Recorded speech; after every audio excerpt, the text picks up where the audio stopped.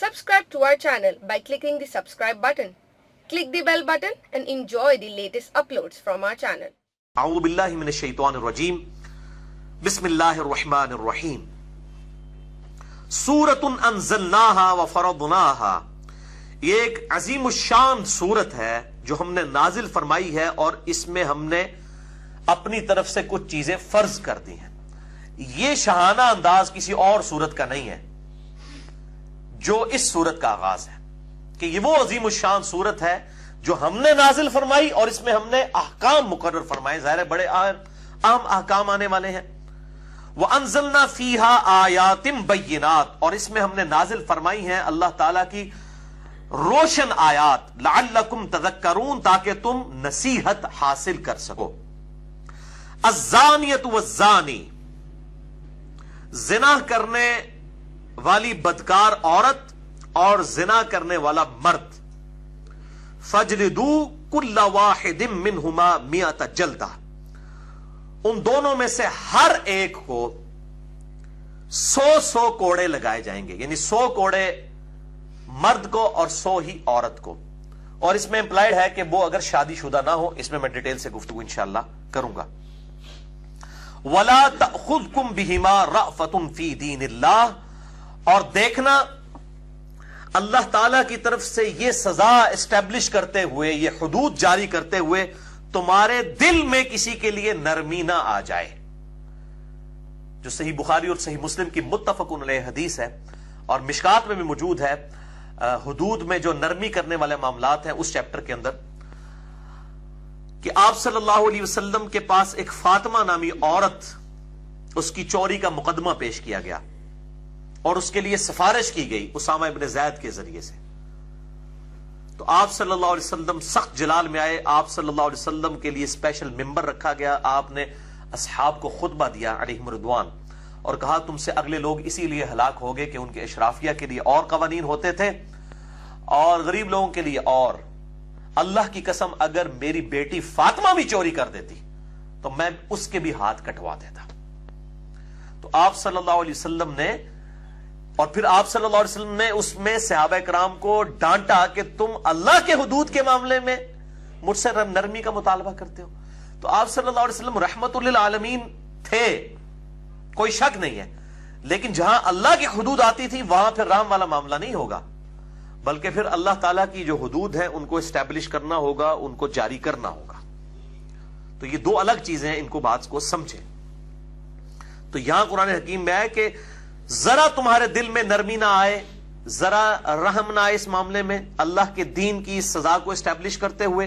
ان کنتم تؤمنون باللہ اگر تم واقعی اللہ پر ایمان رکھتے ہو، والیوم الآخر اور آخرت پر تمہیں ڈر ہے کہ اللہ کے حضور پیش ہوگے تو تم یہ حرکت نہیں کرو گے کہ تمہارے دل میں نرمی آ جائے. ولیشہد اور اس سزا کے اوپر، یعنی یہ جو سزا دی جا رہی ہو، 100 کوڑے لگائے جا رہے ہوں، اس پر گواہی دیں عذابہما اس سزا کے اوپر طائفۃ من المؤمنین اہل ایمان کا ایک گروہ اس پر گواہ بھی ہو، یعنی پبلکلی یہ گناہ کی سزا اسٹیبلش کی جائے تاکہ سزا ایک کو ہو یا 2 کو اور ڈیٹرنس اور دہشت بن جائے باقی پورے معاشرے کے لیے. یہ آج دہشت جو ہے وہ قائم کی جائے تو آپ دیکھیں کس طریقے سے زنا ختم ہوتا ہے. دنیا میں سب سے کم زنا 2 ملکوں میں ہوتا ہے، نمبر 1 سعودیہ، نمبر 2 ایران، کیونکہ وہاں پر اسلامی سزائیں نافذ ہیں. اور سب سے زیادہ زنا امریکہ کے اندر ہوتا ہے. تو ویسے لوگ کہتے ہیں بڑی سخت سزا ہے، حالانکہ انہی سے پوچھیں کہ اگر آپ کسی گورے سے پوچھ لیں جو یہ کہتا ہے سزا سخت ہے، اس کو کوئی سزا کو تو چھوڑو، بتاؤ اگر تمہاری بچی کے ساتھ کوئی یہ کرے وہ کہے گا میں گولی مار دیں گا انہوں. تمہاری ماں کے ساتھ کرے وہ کہے گا میں گلا کاٹ دوں اس کا. تو جب اسلام نے جب سزا رکھی ہے تو اس کو کہتے ہیں ظالمانہ سزائیں. اور یہ بھی اس میں آگے چل کے آئے گا، یہ اس طرح سزا اسٹیبلش نہیں ہوگی بلکہ کم از کم 4 گواہ اس حوالے سے پیش بھی کرنے ہوں گے، پھر جا کے یہ سزا اسٹیبلش ہوگی. یہ اتنا آسان معاملہ نہیں ہے. اور ظاہر ہے یہ سزا بھی زنا بالجبر کے اوپر جو ہے وہ صرف اس کو ہی ہوگی جو یہ زیادتی کرے گا، جس کے ساتھ ہوئی اس کے پر سزا نہیں. اور اگر زنا بالرضا کریں گے پھر دونوں کے ساتھ یہ معاملہ ہوگا. پھر شادی شدہ ہوں گے تو سنسار کیے جائیں گے اور غیر شادی شدہ ہوں گے تو ان کو 100 کوڑوں کی سزا دی جائے گی. اس میں ڈیٹیل سے گفتگو کرتا ہوں، پہلے ان آیات کو ہم کور کر لیتے ہیں. تو ڈیٹرنس کے لیے کہا گیا کہ پبلکلی اس گناہ کے اوپر لوگ اس کو ویٹ کریں گے، شہادت دیں گے، تاکہ باقیوں کے لیے عبرت ہو جائے گی. اس حوالے سے دل میں کوئی نرمی نہ آئے. الزانی لا ينکح الا زانیہ، زانی کو نکاح نہیں کرنا چاہیے مگر صرف زانیہ کے ساتھ ہی. یہ بات محاورتاً کی جا رہی ہے کہ زانی تو ہے اس قابل ہے کہ اس کو کوئی زانیہ عورت ہی ملے، کسی شریف عورت کے قابل نہیں ہے وہ. او مشرکہ، یا پھر مشرکہ عورت کے ساتھ. اب یہ عجیب بات ہے کہ دنیا میں جتنے بدکاری میں مبتلا لوگ ہیں، اگر آپ ان سے پوچھیں کہ آپ کی بیوی کیسے ہونی چاہیے تو وہ کہتے ہیں جی وہ نکاح کرے، اور اپنی حرکتیں ان کی آپ دیکھ لیں کس قسم کی ہوتی ہیں. تو اللہ تعالیٰ فرما رہا ہے کہ یہ جو اس طرح کے جو بدکار مرد ہیں نا، یہ تو قابل اس کے ہیں کہ ان کو بدکار عورتیں ہی ملیں، یہ انہی عورتوں کے قابل ہیں یا مشرکہ عورتوں کے. وَالزَّانِيَةُ لَا يَنْكِحُهَا إِلَّا زَانٍ، اور زانیہ نکاح نہ کرے مگر ایک زانی مرد کے ساتھ، او مشرک یا مشرک مرد کے ساتھ. وَحُرِّمَ ذَلِكَ عَلَى الْمُؤْمِنِينَ، اور یہ جو زانی عورتیں ہیں یہ اہل ایمان مردوں کے لیے تو حرام کر دی گئی ہے. اللہ یہ ہے کہ کوئی عورت توبہ کر لے بڑے سچے دل کے ساتھ اور وہ نیکی کے راستے کے اوپر آ جائے تو پھر اس کو ظاہر ہے اس گناہ کے اوپر آر نہیں دلائی جائے گی. اس قسم کی ایمیز بھی مجھے آتی ہیں لوگوں کی طرف سے کہ ہم ایسی عورتیں جو اس قسم کے معاملات میں مبتلا ہیں اگر وہ سچے دل سے توبہ کر لیں تو ہم کیا ان کے ساتھ نکاح کر سکتے ہیں؟ تو بہت نیکی کا کام ہے. اور لیکن ان کو پھر اس ماحول سے دور رکھا جائے کیونکہ ایسی عورتوں کو پھر اس قسم کی برائی کی عادت پڑ چکی ہوتی ہے. تو نیکی کا کام ہے اگر وہ توبہ کر لیں. والذین یرمون المحصنات، اور جو کوئی تہمت لگاتے ہیں محسنہ پاک باز پاک دامن عورتوں پر، ثم لم یأتوا باربعۃ شہداء، اور اس کے بعد وہ 4 گواہ نہیں پیش کر سکتے. یعنی کسی پر تہمت لگائی کہ اس نے زنا کیا ہے، پھر 4 گواہ نہیں لا سکے، اور 4 گواہ بھی ایسے ہونے چاہیے جو ایگزیکٹ انٹر کورس کی حالت میں جنہوں نے دیکھا ہو. بخاری مسلم کی حدیث اس پر گواہ ہے. صرف ایک بسترے پر دیکھنے سے ان کے اوپر حد نہیں جاری ہوگی بلکہ انٹر کورس کی حالت میں، اور 3 بھی اگر دیکھیں گے چاہے وہ 3 دیکھنے والے صحابی کیوں نہ ہو تب بھی اسٹیبلش نہیں ہوگی جب تک 4 گواہ پورے نہیں ہوں گے، کیونکہ سزا بہت سخت ہے. اس لیے پھر اصل میں اسلام کنڈیم کرتا ہے کہ اگر کوئی یہ برائی دیکھ بھی رہا ہے اس کا اوپر پردہ ڈال دے. وہ بخاری مسلم میں احادیث آ رہی ہیں تاکہ معاشرے میں یہ چیز نہ پھیلے. فَجْلِدُوهُمْ 80 جلدہ، تو جو کوئی ایسی پھر تہمت لگاتے ہیں، اب چاہے انہوں نے صحیح بھی لگائی ہوئی ہے، اگر 4 گواہ نہیں لا سکے تو ان کو پھر 80 کوڑے لگائے جائیں گے. اب دیکھیں ان کو 100 کرنے والوں کو 80 انہوں نے بھی نیڑے ہی انہیں کے تقریباً ہے نا، تاکہ بھائی تجھے کیا ضرورت تھی اس گناہ کو عام کرنے کی، عدالت میں پیش کرنے کی، تو نے کون سے نیکی کما لی ہے، بجائے یہ کہ ان کو سمجھاؤ ٹھیک ہے توبہ کر لیں. اور یہ بھی یاد رکھیں کہ زنا جب عدالت میں رپورٹ ہوگا نا اسی وقت اور گواہوں کے ساتھ پھر اس کے اوپر معاملات آگے جاری ہوں گے. اگر مرد و عورت نے زنا کیا اور انہوں نے اکیلے میں اللہ سے توبہ کر لی تو یہ توبہ کافی ہوگی، ان کے اوپر حد جاری کرنا ضروری نہیں ہوگا. ونس عدالت میں معاملہ رپورٹ ہو گیا پھر جو ہے ان کے اوپر حد جاری ہوگی اگر وہ اعتراف جرم کر لیتے ہیں. اور یہ ضروری نہیں اگر کسی سے گناہ ہو گیا تو جا کے اعتراف جرم کرے. آپ صلی اللہ علیہ وسلم نے اس کو بھی ناپسند فرمایا. آپ کے سامنے اس طرح لوگ آئے اور آپ نے ان سے روح انور پھیر لیے اور فرمایا جاؤ توبہ کرو، اللہ تعالیٰ معاف کرنے والا ہے، جب تک کہ انہوں نے 4 دفعہ اپنے خلاف خود گواہی نہیں دے دی. میں بخاری مسلم کی حدیث بھی اس میں پیش کروں گا. تو اس حوالے سے لوگ پوچھتے بھی ہیں تو توبہ کریں اور اللہ کی طرف رجوع لائیں. اسی طریقے سے کسی شخص نے چوری کی ہے تو چوری کرنے کے بعد اسے احساس ہوا تو جس کی اس نے چوری کی اس سے جا کر الگ سے معافی مانگ لے تو پھر اس کے ہاتھ نہیں کاٹے جائیں گے، وہ معافی مانگ لینا کافی ہوگا. لیکن ونس عدالت میں رپورٹ ہو گیا اور وہ پکڑا گیا اب وہ کہ جی میں معافی مانگ لینا، میں دگنا دے دینا، نہیں. اب پبلکلی چونکہ رپورٹ ہوا ہے گناہ اب اس کے ہاتھ کاٹے جائیں گے. ورنہ اس طرح کی چیز جب پبلکلی رپورٹ ہوتی ہے پھر سزا نہیں دی جاتی تو گناہ پھیلتا ہے. اس کی حکمت سمجھیں، یہ دہشت کے لیے ہے، ڈیٹرنس کے لیے ہے کہ جب گناہ عدالت میں رپورٹ ہوگا تو اب عدالت کا کام ہے سزا دینا، ادروائز تو گناہ عام ہو جائے گا اور لوگوں کو کھلی چھٹی ملے گی. اور جب چیز عام نہیں ہوگی اس طریقے سے پبلکلی نہیں پھیلے گی پھر اس طرح کے معاملات کے اوپر جو ہے وہ اس کے اوپر پردہ ہی ڈالا جائے گا. بہرحال اب اس میں ماڈرن دور کے حوالے سے یہ بھی گفتگو کی جاتی ہے کہ 4 گواہ نہیں ملے، اب کسی عورت کے ساتھ زنا بالجبر ہوا ہے تو اب وہ کہاں سے 4 گواہوں کو تلاش کرے. تو اس میں پھر سائنٹیفکلی ظاہر ہے کہ مدد لینے میں کوئی حرج نہیں ہے. اگر آپ کو کانفیڈنس ہے کہ ڈی این اے ٹیسٹ اور ان چیزوں کے ذریعے بالکل ایمانداری کے ساتھ کوئی رپورٹ جنریٹ کرتا ہے اور اس طرح کی چیزیں اسٹیبلش ہو جاتی ہیں تو پھر اس میں اجتہاد کرنے کی ضرورت ہے. ظاہر ہے کہ اسلام نے جو 4 گواہوں کا کہا ہے اس وقت تو یہی کیا جا سکتا تھا نا. اسی طریقے سے اگر کوئی ویڈیو میں اس طرح کی چیز آ جاتی ہے، ظاہر ہے جعلی ویڈیو بھی بن جاتی ہیں، اس میں پورے طریقے سے اگر تحقیق کی جائے اور کسی شخص کو اس کی ویڈیو دکھائی جاتی ہے اور پبلکلی وہ عام ہو جاتی ہے اور پھر وہ خود اعتراف جرم کر لیتا ہے، پھر تو اس کے اوپر گواہ لانے کی ضرورت نہیں کہ وہ اعتراف جرم کر لیتا ہے، تو پھر اس کے اوپر سزا جاری کی جائے. اسی طریقے سے اگر کوئی عورت اس کی وجہ سے، کیونکہ یہ ضیاء الحق کے زمانے میں بھی حدود آرڈیننس پاس کیا گیا، اس کی وجہ سے کئی عورتیں جن کے ساتھ زیادتیاں ہوئی الٹا ان کو جیل میں ڈال دیا گیا، اس کی وجہ سے اسلام کی بڑی بدنامی ہوئی، وہ گواہ نہیں لا سکی. تو اس میں اب سائنس چونکہ ترقی کر چکی ہے اور اگر ڈی این اے ٹیسٹ کے ذریعے یہ چیزیں اسٹیبلش ہو جاتی ہیں کہ واقعی اس طرح کے کوئی معاملات ہوئے ہیں اور وہ پورا ڈیفینٹ علم ہے، تو اس کے بعد پھر کسی چیز کی ضرورت نہیں رہتی. ظاہر اس وقت تو اسی طریقے سے ہی کام کیا جا سکتا تھا نا کہ 4 گواہوں کو لایا جاتا. تو اس معاملے میں جو ہے نا اجتہاد کی ضرورت ہے. ظاہر ہے اجتہاد کا دروازہ تو قیامت تک کے لیے کھلا ہے. اسلامی سزائیں کوئی نہیں بدل سکتا. یہ جو کہتے ہیں نا شریعت بدل دی ہے جی، اب ویڈیو کے اوپر اور ڈی این اے ٹیسٹ کے اوپر فیصلے ہو رہے ہیں تو یہ شریعت شریعت نہیں بدلی. شریعت تب بدلی جائے گی جب کوئی چوری اور زنا کی سزا کو بدل دے. حدود تو اپنی جگہ موجود ہے، اس حدود تک پہنچنے کا ذریعہ کیا ہے کہ اگر وہ مجرم خود اعتراف جرم کر لے. میں بخاری مسلم سے حدیث پیش کروں گا، کوئی گواہ نہیں ہے، اس نے خود اعتراف جرم کر لیا. ایک عورت ہے، اس نے خود اعتراف جرم کر لیا، تو اب پیچھے کون سی گنجائش رہ جاتی ہے؟ اس طریقے سے اگر ویڈیو سامنے آ جاتی ہے یا کوئی ڈی این اے ٹیسٹ آ جاتا ہے اور اس کے ساتھ یہ اسٹیبلش ہو جاتی ہے چیز، تو اس کو ساری چیزیں بتائی جائے اور پبلکلی جب چیز آ جائے تو اس کو سزا ضرور دینی چاہیے.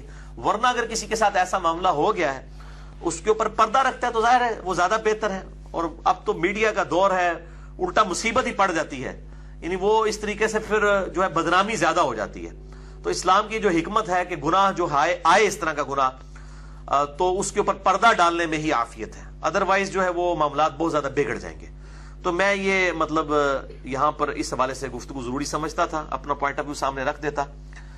تو کہا گیا کہ 80 کوڑے لگائے جائیں گے. اس کو پھر ہم قذف کہتے ہیں، یعنی تہمت اور بہتان تراشی کی سزا قذف ہوگی. یعنی وہ اگر گواہ نہیں لا سکا، ذرا یہ بھی تو پاسبلٹی ہے کہ جھوٹا الزام لگا دے. آج کل تو یہ بھی ہو جاتا ہے نا، جھوٹا الزام بھی لوگ لگا دیتے ہیں لوگوں کے اوپر. تو پھر اس کو 80 کوڑے لگائے جائیں گے. ظاہر وہ پھر اگر اس کے پاس ثبوت نہیں ہے، بغیر ثبوت کے وہ عدالت میں اگر جانا چاہتا ہے تو پھر وہ اپنی شامت پھر اس کی پھر آئے گی. تو وہ پھر یہ ہے کہ اس معاملے کو دبا لے.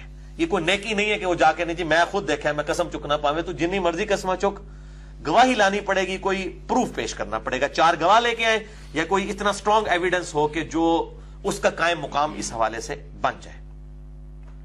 وَلَا تَقْبَلُوا لَهُمْ شَهَادَةً أَبَدًا. پھر ایسے شخص کی شہادت، گواہی بھی کبھی نہیں قبول کی جائے گی جس نے اس طریقے سے جھوٹی تہمت لگائی ہے، یا اس نے تہمت تو صحیح لگائی لیکن وہ گواہ نہیں پیش کر سکا، 4 پورے نہیں کر سکا، کوئی سٹرونگ ایویڈنس نہیں دے سکا. تو اب ایسے شخص کی کسی بھی معاملے میں گواہی قبول نہیں کی جائے گی ہمیشہ کے لیے. وَأُولَٰئِكَ هُمُ الْفَاسِقُونَ. پھر ایسے لوگ ہوں گے فاسق. البتہ إِلَّا الَّذِينَ تَابُوا مِن بَعْدِ ذَلِكَ. ہاں مگر جو کوئی توبہ کر لیں اس کے بعد، وہ اصلحوا اور اپنی اصلاح بھی کر لیں، فإن اللہ غفور الرحیم. تو بے شک اللہ تعالیٰ بخشنے والا ہے اور مہربان ہے. پھر ان کی تو جو ہے اس حوالے سے گواہی توبہ کے بعد قبول کر لی جائے گی.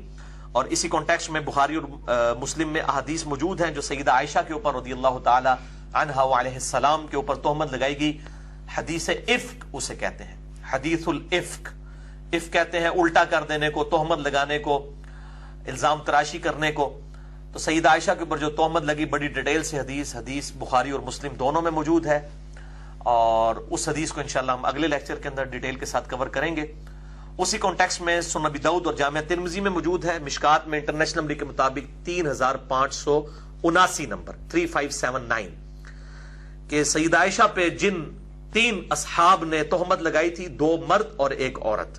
اور عورت بھی کوئی عام نہیں تھی، ام المؤمنین سیدہ زینب کی بہن تھی، اس پہ بھی، اور سیدنا حسان ابن ثابت پہ بھی، اور 1 اور صحابی تھے. 2 جو ہے وہ مرد صحابی اور 1 عورت، اس کے اوپر پھر قذف لگائی گئی تھی. ان کو 80 کوڑے لگائے گئے تھے جنہوں نے سیدہ عائشہ کے اوپر اس حوالے سے تہمت لگائی تھی. مستح، وہ سیدنا ابوبکر کے رشتہ دار بھی تھے، سیدنا مستح رضی اللہ تعالی عنہ، اور سیدنا حسان ابن ثابت رضی اللہ تعالی عنہ، اور سیدہ زینب کی بہن تھی رضی اللہ تعالی عنہا. ان تینوں کے اوپر جو ہے وہ اضف لگائی گئی، 80 کوڑے لگائے گئے، وہ انشاءاللہ میں اگلی دفعہ ڈیٹیل کے ساتھ ان احادیث کو ڈسکس کروں گا۔ اب ہم اسی کانٹیکسٹ میں کچھ احادیث ہیں ان کو کور کرتے ہیں، اس کے بعد انشاءاللہ اگلی جو 5 آیات ہیں ان میں لعان کا مسئلہ آیا، میں اس کو بھی ڈسکس کروں گا، لیکن پہلے ان احادیث کو جو زنا کی حد جو جاری کی جاتی ہے رجم کی شکل میں یا 100 کوڑوں کی شکل میں، اس کے اوپر میں ڈیٹیل سے گفتگو کروں گا۔ اس حوالے سے بھائیوں، مشکات المصابیح میں، جسے میں نے انسائکلوپیڈیا آف حدیث کا نام دیا ہے، پورا لیکچر ریکارڈ کروایا، مسئلہ نمبر 111B مشکات المصابیح کا مکمل تعارف، اس میں زنا کی جو سزا ہے اس کانٹیکسٹ میں 35 احادیث ہے۔ انٹرنیشنل نمبر کے مطابق 3555 3555 یعنی 3555 سے لے کر 3589 تک، یہ کل 35 احادیث ہیں، جسے شوق ہو تو وہ پڑھے۔ البتہ میں 5 احادیث اس کانٹیکسٹ میں بیان کر دیتا ہوں، 5 کی 5 جو ہے بخاری اور مسلم میں موجود ہے، متفقن علیہ، اور مشکات کے نمبر بھی میں ساتھ ساتھ بتاتا جاؤں گا۔ پہلی حدیث بخاری اور مسلم کی متفقن علیہ حدیث ہے، مشکات میں انٹرنیشنل نمبر کے مطابق 3446 نمبر ہے، کہ آپ صلی اللہ علیہ وآلہ وسلم نے ارشاد فرمایا، جو شخص یہ گواہی دے دے کہ لا الہ الا اللہ، اللہ کے سوا کوئی معبود نہیں، اور یہ بھی گواہی دے دے کہ میں اللہ کا رسول ہوں صلی اللہ علیہ وآلہ وسلم، تو اس کا خون کسی بھی صورت میں اللہ تعالیٰ نے میرے لیے حلال نہیں کیا کہ اسے قتل کیا جائے، سوائے 3 وجوہات کی بنا پر۔ نمبر 1،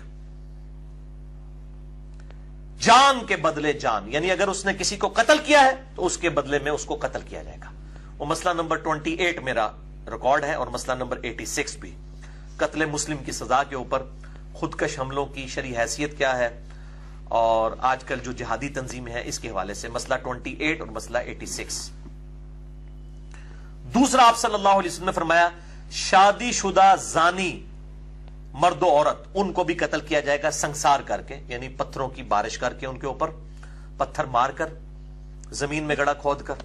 اور تیسرا، آپ صلی اللہ علیہ وسلم نے فرمایا کہ جو شخص مرتد ہو کر جماعت کو چھوڑ کر الگ ہو جائے، یعنی فساد فی الارض کرنے والا، جو آیت محاربہ آئی ہے سورہ المائدہ آیت نمبر 32 اور 33 کی ڈیٹیل میں نے مسئلہ نمبر 45 بھی اور مسئلہ نمبر 49 گستاخ رسول کی سزا سے متعلق اور گستاخانہ فلمیں اور کارٹون ان کے متعلق ریکارڈ کروائے ہیں 2 لیکچر، اس میں نے بتایا تھا گستاخ رسول جو ہے اگر فساد فی الارض کرنا شروع کر دے، ایک تو ہے کہ کسی سے کوئی جملہ نکل گیا تو اسے توبہ کروائی جائے گی، یہ نہیں ہے کہ اس کو قتل کیا جائے گا، جی گستاخ رسول کی توبہ ہی قبول نہیں ہے۔ یہ امام ابن تیمیہ نے ایک ایسا ٹیکہ امت کو لگایا ہے جو بریلوی، دیوبندی، اہل حدیث، شیعہ سب کی سب نے ہی لے لیا ہے کہ جی اب توبہ ہی قبول نہیں ہے، یعنی مشرک کی توبہ قبول ہے دنیا میں اگر توبہ کر لے، وہ کہتے ہیں گستاخ رسول کی توبہ قبول نہیں ہے۔ تو میں نے ان کے اوپر گرفت کی تھی اس حوالے سے مسئلہ نمبر 49 کے اندر کہ نہیں، توبہ اس کی قبول ہوگی۔ کیوں نہیں قبول ہوگی؟ اس سے بڑے گناہ کی توبہ ہے، جو عادی مجرم ہو جائے، فساد فی الارض کرنے والا ہو، اس کے اوپر پھر جو ہے وہ فساد فی الارض کی سزا لگے گی، اسے قتل کیا جائے گا۔ یہ الگ سے ٹاپک ہے، میں سکپ کرتا ہوں، میں نے اشارتاً یہ بات کر دی یہاں پر۔ تو یہ یہاں پر کلیئر کٹ آیا کہ شادی شدہ مرد و عورت اگر زنا کریں گے ان کی سزا جو ہے وہ قتل ہوگی، سنسار۔ اس پہ اہل سنت اور اہل تشیع بلکہ پوری انسانیت کا اجماع ہے۔ یہود و نصارہ کے ہاں بھی تورات کے اندر، انجیل کے اندر آیات پائی جاتی ہیں، ایون ہندوؤں کی کتابوں کے اندر بھی یہ آیات اس قسم کی موجود ہیں جو ان کے بقول جو ہے وہ اللہ تعالیٰ کی طرف سے ریویلڈ ہے، اس لیے میں آیت کا لفظ اس کے لیے بول رہا ہوں۔ دوسری حدیث بھی صحیح بخاری اور صحیح مسلم کی متفقن علیہ حدیث ہے، اور مشکات میں اس چیپٹر میں پہلی حدیث یہی ہے 3555 مشکات میں، اور بخاری مسلم دونوں میں ہے کہ آپ صلی اللہ علیہ وآلہ وسلم کے سامنے ایک زنا کا مقدمہ پیش ہوا۔ ایک کنوارے لڑکے نے ایک شادی شدہ عورت کے ساتھ زنا کیا، تو آپ صلی اللہ علیہ وآلہ وسلم نے اس کنوارے لڑکے کو 100 کوڑے لگوائے اسی سورۃ النور کی آیات کے تحت، اور 1 سال کے لیے جلا وطن کر دیا، یعنی اس کو آپ سمجھ لیں کہ اس کے علاقے سے 1 سال کے لیے نکلنے کا حکم دے دیا، اور اس عورت کو رجم کیا گیا، سنسار کیا گیا۔ اور ظاہر ہے یہ دہشت کے لیے اتنی سخت سزا۔ تیسری حدیث بھی بخاری اور مسلم کی متفقن علیہ حدیث ہے، مشکات میں 3559 3559 ہے، اور بخاری مسلم دونوں میں موجود ہے کہ ایک یہودی مرد و عورت کا جو شادی شدہ تھے ان کے زنا کا مقدمہ آپ صلی اللہ علیہ وآلہ وسلم کے سامنے پیش کیا گیا، تو آپ نے فرمایا کہ تم تورات لے کر آؤ، تورات میں تم کیا پاتے ہو؟ تو انہوں نے جھوٹ بول دیا یہودیوں نے. انہوں نے کہا کہ تورات میں تو یہ ہے کہ ان کو ہم جو ہے وہ کوڑے ماریں گے اور ان کو جو ہے وہ پبلکلی ذلیل کریں گے. تو آپ نے فرمایا رجم کے بارے میں کیا پاتے ہو تورات میں؟ انہوں نے کہا جی رجم کی تو سزا نہیں ہے. تو آپ صلی اللہ علیہ وآلہ وسلم نے تورات منگوائی، اور تورات کے سب سے بڑے عالم اس وقت تک اسلام قبول کر چکے تھے، سیدنا عبداللہ ابن سلام، جن کا ذکر قرآن میں اشارتاً سورۃ الاحقاف میں موجود ہے. تو جن کے بارے میں بخاری میں حدیث ہے کہ کس نے روئے عرش پہ چلتا پھرتا کوئی جنتی دیکھنا ہے تو عبداللہ ابن سلام کو دیکھ لیں. یہ وہ ہے رضی اللہ تعالیٰ عنہ وعلیہ السلام. تو عبداللہ ابن سلام کو آپ صلی اللہ علیہ وسلم نے بلوایا. ظاہر ہے کہ آپ تو پڑھنا نہیں جانتے تھے، یہ آپ کی خصوصیت تھی، آپ امی تھے. تو انہوں نے تورات پڑھنی شروع کی اور جن آیات کے اندر رجم کا حکم تھا اس پہ ہاتھ رکھ لیا. تو عبداللہ ابن السلام رضی اللہ تعالیٰ عنہ نے کہا کہ اپنا ہاتھ اٹھاؤ، بتاؤ اس کے نیچے کیا لکھا ہے. تو اس نے کہا کہ اے محمد صلی اللہ علیہ وسلم، ہم تصدیق کرتے ہیں آپ کے اس صحابی کی، واقعی تورات کے اندر بھی سزا رجم کی لکھی ہے اور یہ آج تک موجود ہے. اور اللہ تعالیٰ بھلا کرے مولانا مودودی رحمہ اللہ کا، انہوں نے تورات سے وہ ساری کی ساری آیات نقل بھی کر دی ہیں تفہیم القرآن کے اندر انہی آیات کے کانٹیکسٹ میں. اور ظاہر ہے وہی کر سکتے تھے. آپ ایون پرانی ساری تفاسیر اٹھا کے دیکھ لیں، ابن کثیر اٹھا کے دیکھ لیں اور باقی مفسرین، کسی نے تورات سے حوالے نہیں پیش کیے، بس ہماری احادیث اور آیات کی روشنی میں انہوں نے کہہ دیا تورات میں موجود ہے. یہ مولانا مودودی کی جو ہے وہ خدمت ہے بہت بڑی کہ انہوں نے وہ آیات تلاش کی ہیں کتاب الاستثناء چیپٹر سے، اور آج بھی جو تورات موجود ہے اس کے اندر وہ موجود ہے، وہ آیات انہوں نے ساری کی ساری نقل کی ہیں الحمدللہ. تو بہرحال پھر ان کو رجم کر دیا گیا. تو اسی لیے میں کہتا ہوں کہ اہل کتاب کا بھی، اہل سنت کا، اہل تشیع کا اور جیوز اور کرسچنز کا، پوری انسانیت کا اجماع ہے اس رجم کی سزا کے اوپر. لہٰذا امین احسن اصلاحی صاحب ہوں یا جاوید احمد غامدی صاحب ہوں، میں ان کی بڑی عزت کرتا ہوں اور یقیناً ان کی بڑی اسلام کے لیے خدمات ہیں. امین احسن اصلاحی صاحب کی جو تدبر القرآن ہے، اس میں کوئی شک نہیں ہے کہ قرآن حکیم کی بیسٹ تفسیر میں سے ہے، اور خصوصاً قرآن کا جو نظم اس کے اندر بیان ہوا ہے وہ بعض اعتبار سے تفہیم القرآن سے بھی بہتر ہے، جو نظم کے پوائنٹ آف ویو سے ڈسکشن ہوئی ہے. اور جاوید احمد غامدی صاحب بہت انٹلیکچوئل پرسنالٹی ہیں، ہم ان کا احترام بھی کرتے ہیں. میں نے کئی دفعہ عرض کیا ہے کہ میں اپنا مرشد ان کو مانتا ہوں کئی معاملات میں، لیکن جن معاملات میں ان کے عقائد و نظریات ہمارے بزرگوں سے ٹکراتے ہیں، بزرگوں سے مراد یہ بریلوی دیوبندی اہل حدیث شیعہ اور انڈیا پاکستان کے بزرگوں کی بات نہیں کر رہا، محدثین کی، یعنی امام بخاری کی، امام مسلم کی صحیح الاسناد احادیث سے جو ان کے معاملات ٹکراتے ہیں، اس معاملے میں ہم ان کو صحیح نہیں سمجھتے. اور اس میں ایک رجم کی سزا کا ایشو بھی ہے جس کا وہ انکار کرتے ہیں. یعنی وہ یہاں تک مانتے ہیں کہ رجم کی سزا آپ صلی اللہ علیہ وسلم نے دلوائی، لیکن وہ کہتے ہیں کہ کیٹاگوریکل ڈینائی نہیں کرتے اس سزا کا. وہ کہتے ہیں کوئی اگر عادی مجرم ہے زانی، اس کو رجم کروایا جائے گا، عام شادی شدہ جو ہے اس کو کوڑے ہی لگائے جائیں گے. قرآن کی روح سے وہ اس قسم کے جو معاملات کو ڈیٹیکٹ کرتے ہیں. تو میں اب اس کے اوپر اگر لیکچر دوں تو مجھے گھنٹوں چاہیے. تو چونکہ کام پہلے ایک شخص نے کر دیا ہے، امت کے بہت بڑے ایک اسکالر اور خود غامدی صاحب کے استاد، اور وہ غامدی صاحب امریکہ میں جب کوسچن آنسر سیشن کر رہے تھے نا، تو ان سے کسی نے پوچھا کہ آپ کی ہم بات کیوں سنیں، آپ کے پاس تو ڈگری کوئی نہیں ہے. تو انہوں نے کہا کہ امام حنیفہ کے پاس بھی کوئی ڈگری نہیں تھی. واقعی وہ بھی ایک کپڑے کے تاجر تھے، بڑی صحیح اینٹی وینم دیا انہوں نے. ان کا میں بریلوی اور دیوبندی علماء سے پوچھتا ہوں کہ امام حنیفہ کے پاس کون سی ڈگری تھی، کس مدرسے کی؟ وہ تو کپڑے کی تجارت کا کام کرتے تھے، یہ تو پارٹ ٹائم ان کا بزنس تھا نا، دعوت و تبلیغ کا کام. تو اگر ان کے پاس ڈگری نہیں تھی تو میرے پاس، پھر انہوں نے کہا میرے پاس ڈگری نہیں ہے لیکن میرے استاد وہ ہیں کہ جو اپنے زمانے کے سب سے بڑے استاد ہیں. تو انہوں نے کہا کہ پہلے نمبر پر مولانا مودودی رحمہ اللہ اور دوسرے نمبر پر امین احسن اصلاحی صاحب رحمہ اللہ. میں ان کے لیے دعائے رحمت ہی کروں گا، کیونکہ میرے جو مرشد ہیں ڈاکٹر اسرار صاحب، میں جن کے ساتھ کئی معاملات میں اختلاف بھی کرتا ہوں، اس کے باوجود قرآن کے حوالے سے جو ان کی خدمت ہے میں دل سے ان کی رسپیکٹ کرتا ہوں. ان کے بھی استاد یہی دونوں پرسنالٹیز ہیں، امین احسن اصلاحی صاحب اور مولانا مودودی صاحب رحمہم اللہ وعلیہم السلام اجمعین. تو غامدی صاحب نے کہا کہ میرے استاد جو ہیں وہ مولانا مودودی اور امین احسن اصلاحی صاحب ہیں، اور انہوں نے کہا جی ان استادوں نے آپ کو کوئی ڈگری نہیں دی. تو انہوں نے کہا کہ جو صحیح استاد ہوتے ہیں وہ ڈگریاں نہیں دیا کرتے، وہ اپنے شاگردوں کو دعائیں دیا کرتے ہیں. تو میرے پاس دعائیں ہیں، ان کی ڈگری نہیں ہے لیکن دعائیں ہیں، اور الحمدللہ انہوں نے جو کچھ سکھایا ہے، حالانکہ اختلاف رائے بھی رکھتے ہیں وہ، اس کے باوجود ان کا احترام کرتے ہیں. تو اس حوالے سے میں بتا رہا ہوں مولانا مودودی نے بہت بڑی خدمت کی ہے. ٹیکنیکلی ڈسکشن اتنی ان ڈیپتھ کسی اور شخص نے رجم کی سزا کے حوالے سے نہیں کی ہے. مولانا مودودی کی جو تفہیم القرآن ہے، سورۃ النور کا جو تعارف انہوں نے کروایا، آج میں نے بڑی ڈیٹیل سے پڑھا. پہلے میرا ارادہ تھا کہ میں اس کو یہاں پہ بیان کروں، پھر مجھے تو لگ رہا تھا 3 گھنٹے اس کے اوپر لگ جائیں گے.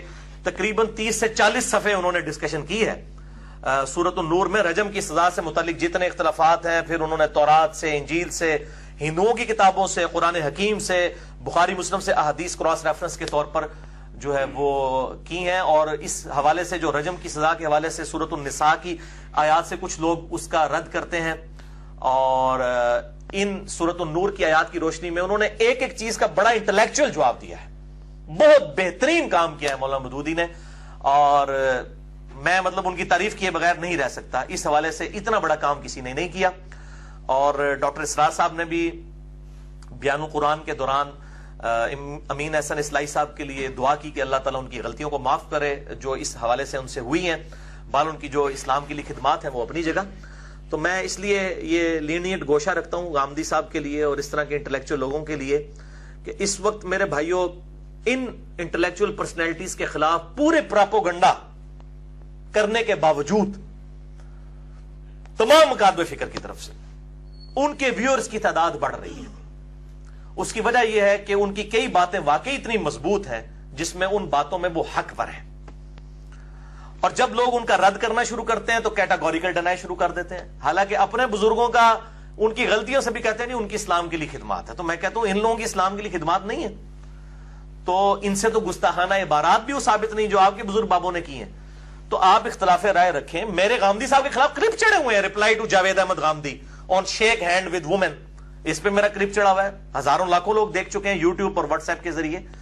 اور اسی طریقے سے نزول عیسیٰ والے ایشو کے اوپر اور پردے کے اوپر اس طرح کے ایشو ہم اختلاف رائے رکھتے ہیں. داڑھی کے مسئلے میں مسئلہ نمبر 33 میرا ریکارڈ ہے، نزول عیسیٰ پہ مسئلہ نمبر 12 ریکارڈ ہے. میں نے غامدی صاحب سے اختلاف کیا ہے احترام کے دائرے کے اندر. لیکن وہ پبلک جو دین سے برگشتہ ہو چکی تھی، ہمارا انٹیلیجنشیا جو علماء کے کردار کی وجہ سے متنفر ہو چکا تھا، ان لوگوں کو ریلیجن کی مین سٹریم میں اگر کوئی شخص لے کے آیا نا اس دور حاضر میں، تو میں سمجھتا ہوں کہ ہمارے اردو سپیکنگ لوگوں میں وہ جاوید احمد غامدی صاحب اور ڈاکٹر اسرار صاحب کی بہت بڑی اس حوالے سے ایفرٹ ہے.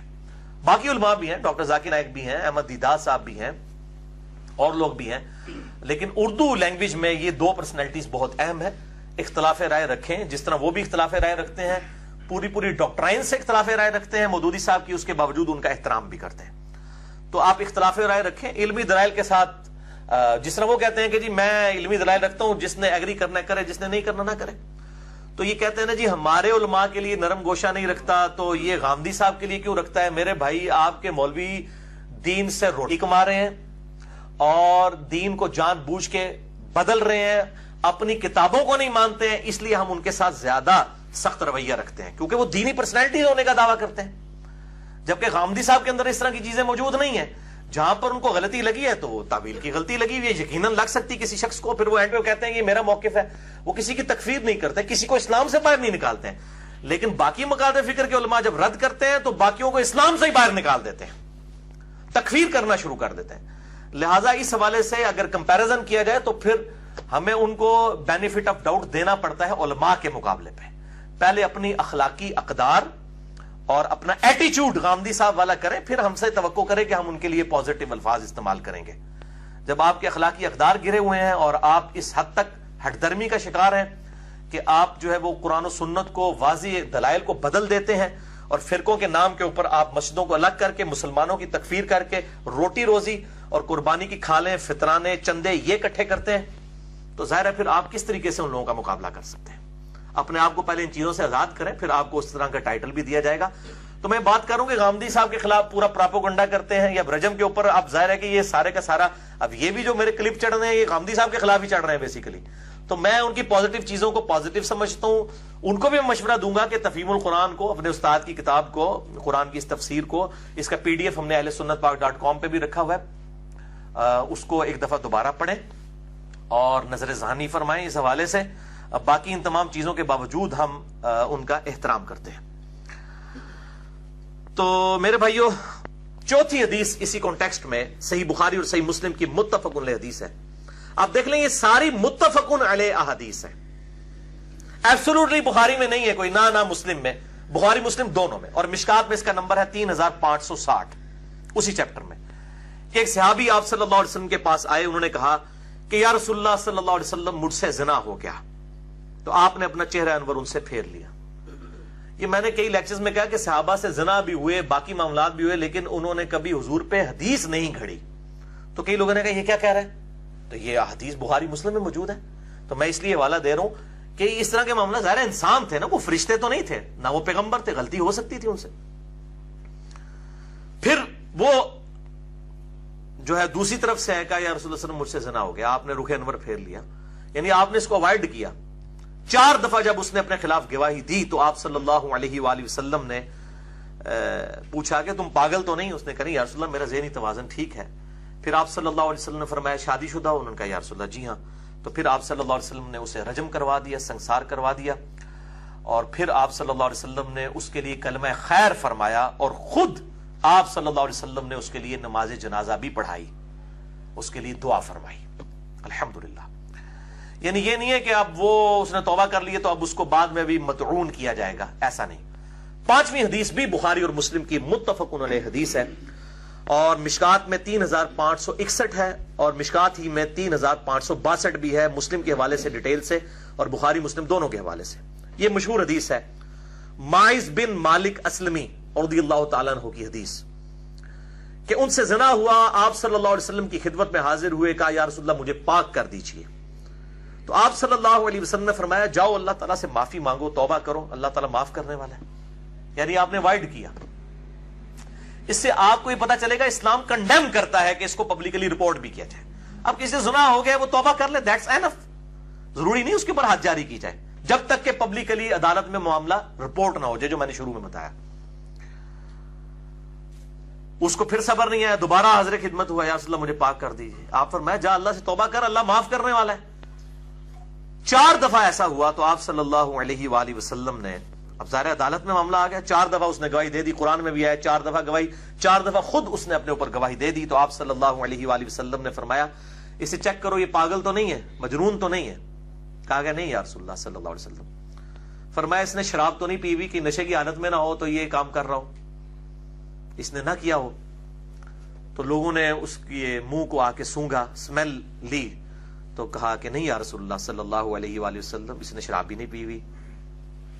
तो आप सल्लल्लाहु अलैहि वसल्लम ने उसे संसार करवा दिया और उसके बाद आप सल्लल्लाहु अलैहि वसल्लम ने उसके लिए दुआए मगफरत की और आप सल्लल्लाहु अलैहि वसल्लम ने फरमाया कि इसने ऐसी तौबा की है कि अगर ये तौबा एक जमात के ऊपर तकसीम कर दी जाए तो उनकी मगफरत के लिए काफी हो जाए, जो इसने तौबा की है सच्चे दिल के साथ।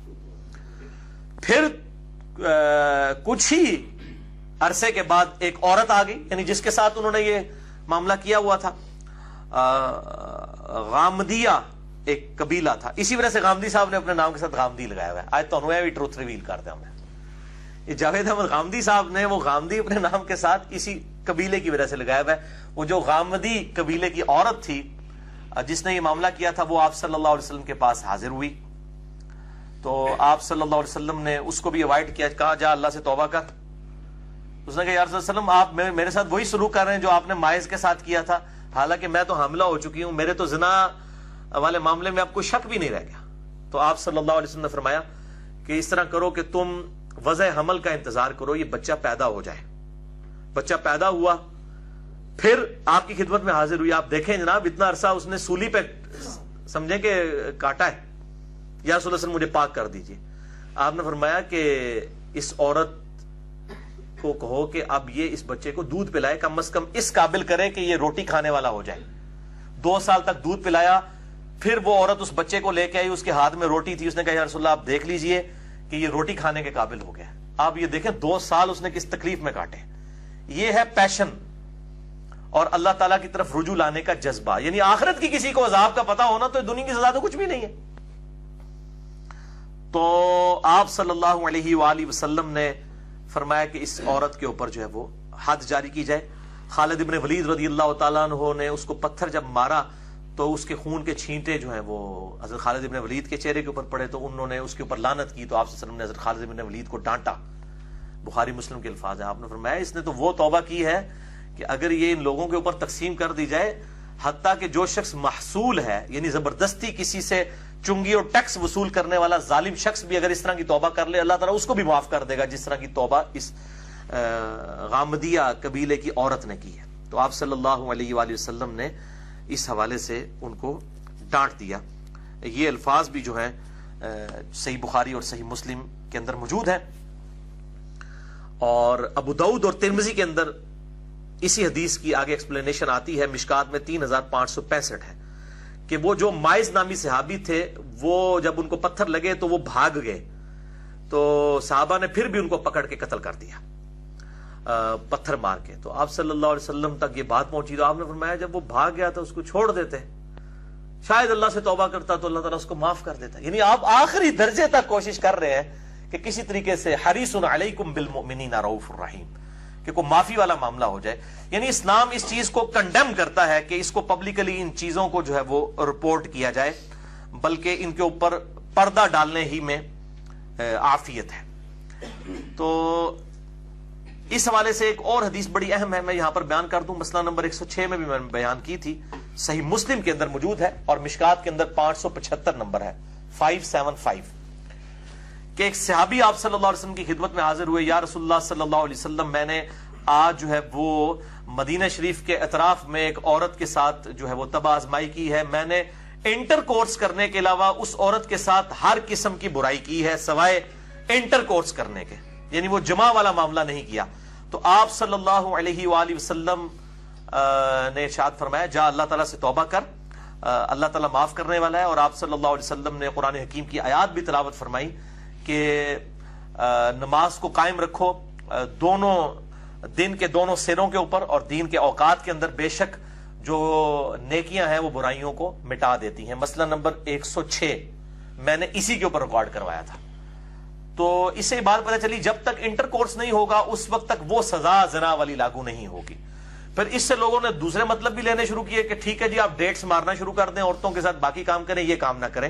تو اس کے رد میں پھر میں نے بتایا تھا کہ یہ ایک واقعہ ہے، اگر کوئی عادی مجرم ہے تو گناہ کبیرہ کی کیٹیگری میں فال کرے گا. مسئلہ نمبر 106 میں نے اسی پہ ریکارڈ کروایا ہے.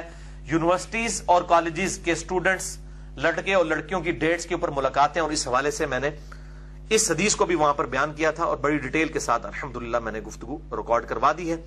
بلکہ اس حوالے سے جتنی گفتگو آج میں نے رجم کی سزا کے حوالے سے یہ کر دی، باقی تفہیم القرآن جسے شوق ہو تو وہ پڑھ سکتے ہیں، اس میں بڑی ڈیٹیل کے ساتھ اس طرح کے ایشوز ریزالو کیے گئے ہیں. اب اگلی 5 آیات پڑھ لیتے ہیں انشاءاللہ. اگلی دفعہ حدیث الافک یعنی سیدہ عائشہ پر جو تہمت لگائی گئی معاذ اللہ بدکاری کی، اس حوالے سے جو بخاری اور مسلم کی احادیث ہیں میں ان کو ڈیٹیل سے ڈسکس کروں گا، کیونکہ انہی کے کانٹیکسٹ میں سیدہ عائشہ کی برات کے لیے اللہ تعالیٰ نے 10 آیات نازل فرمائی. سورۃ النور کی آیت نمبر 11 سے لے کر 20 تک. یہ سیدہ عائشہ کی بہت بڑی فضیلت ہے قیامت تک کے لیے، ان کی جو عصمت والا معاملہ ہے. باقی سیدہ عائشہ سے جو دوسری غلطیاں ہوئی ہیں وہ یہ آیات ان کو کور نہیں کرتی ہیں. جو جنگ جمل والا معاملہ ہے اس کے اوپر الگ سے احادیث موجود ہیں، قرآن حکیم کی بھی آیات ہیں کہ نبی کی بیویوں گھروں میں ٹھہری رہو. تو اس حوالے سے جو ان سے وہ اجتہادی غلطی ہوئی اور انہوں نے معافی بھی سیدنا علی سے مانگ لی اور سیدنا علی نے ان کو معاف بھی کر دیا، اور پھر وہ مرتے دم تک روتی بھی تھیں کہ نبی صلی اللہ علیہ وسلم کے بعد مجھ سے یہ کیا ہوا. مصنف ابن ابی شیبہ میں، صحیح بخاری میں، مسند احمد میں کئی احادیث موجود ہیں. حدیث غوب کے اوپر پورا باب باندھا ہے شیخ ناصرالدین البانی نے. اور میرا جو ریسرچ پیپر ہے واقعہ کربلا کا حقیقی پس منظر 72 صحیح الاسناد حدیث کی روشنی میں جنگ جمل صفین نہروان کے حوالے سے، اس میں نے وہ تمام حدیث سیدہ عائشہ کے حوالے سے بیان کی ہیں. وہ جو ان کی غلطی ہے وہ معاملہ الگ ہے، جو ان کے اوپر زنا کی تہمت لگی وہ معاملہ الگ ہے. اس معاملے میں سیدہ عائشہ کی اگر کوئی توہین کرتا ہے تو وہ کافر ہے. اور الحمدللہ کوئی مسلمان سیدہ عائشہ کے اوپر اس طرح کی تہمت ان کی کردار کے حوالے سے نہیں لگاتا، بلکہ کسی نبی کی بیوی نے بدکاری نہیں کی. کافرہ ضرور ہوئی ہیں. سیدنا لوط علیہ السلام، سیدنا نوح علیہ السلام کی بیویوں کا ذکر ہے سورہ تحریم کی آخری آیات میں کہ وہ کافرہ تھی، لیکن بدکاری والا معاملہ کسی نبی کی بیوی کے ساتھ کبھی بھی نہیں ہوا. تو یہ والا معاملہ اگر کوئی کرتا ہے، اور الحمدللہ کوئی سنی ہو شیعہ ہو اس طرح کی کوئی جرت نہیں کرتا. باقی جن معاملات میں شیعہ کا ایلیگیشن ہے وہ ایلیگیشن بالکل درست ہے، اس کے بعد جو وہ رزلٹ نکال کے نعوذ باللہ لعنت کرتے ہیں وہ الگ بات ہے، اور وہ بھی صرف غالی قسم کے جو شیعہ رافضی ہیں وہ کرتے ہیں، عام اہل تشیع سیدہ عائشہ کا احترام کرتے ہیں الحمدللہ۔